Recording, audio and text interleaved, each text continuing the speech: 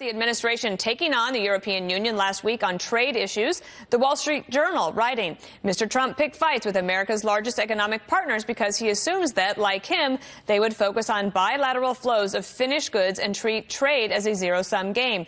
That is proving wrong. As the EU-Japan deal and renegotiated TPP show, they see a route to prosperity by liberalizing trade among themselves. I'm joined now by Iowa Republican Senator Joni Ernst. It's good to have you here. Senator, Americans can't stand it when Washington spends money wastefully.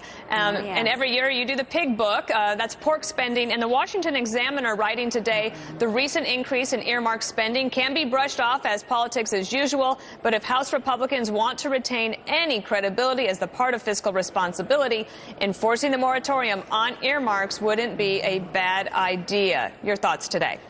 I think it's an exceptional idea, and that's why I have joined Senator Jeff Flake in the Permanent Elimination of Earmarks Act, which is very important. We see so much abuse and waste with earmarks when they were in place, and we simply cannot afford to drive our debt any higher. We continue with deficit spending, and right now every American share of our debt is $64,000.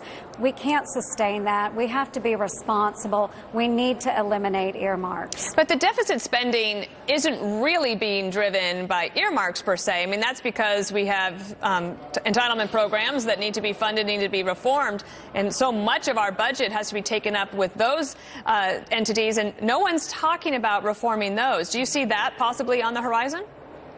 Well, I do see that as a point of discussion. We must do that. I do sit on the Joint Select Committee for Budget and Appropriations Process Reform. That is something that we have talked about through that committee process, is the fact that it is not our discretionary spending necessarily that is driving up that debt, that deficit spending. Earmarks contribute to that, but we do have to take a look at our mandatory spending as well. I think most Americans aren't aware of the overwhelming part of our budget, which is mandatory spending. Right. I mean, you don't have a lot to play with at the end of the day. A final thought then about, there are some people who think that it would be easier to let earmarks be allowed and more fully allowed in order to get some things done in the Congress. I know that's a controversial idea, but when you're trying to make deals and get someone to decide to vote for something that's for the overall good, I hear a little bit of that. Would you be willing to consider that, or is that just a hard pass for you?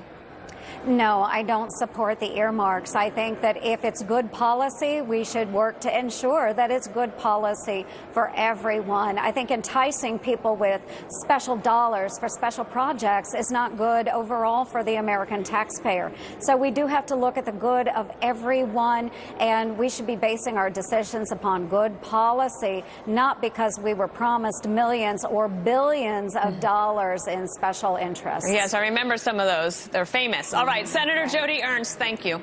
Thank you.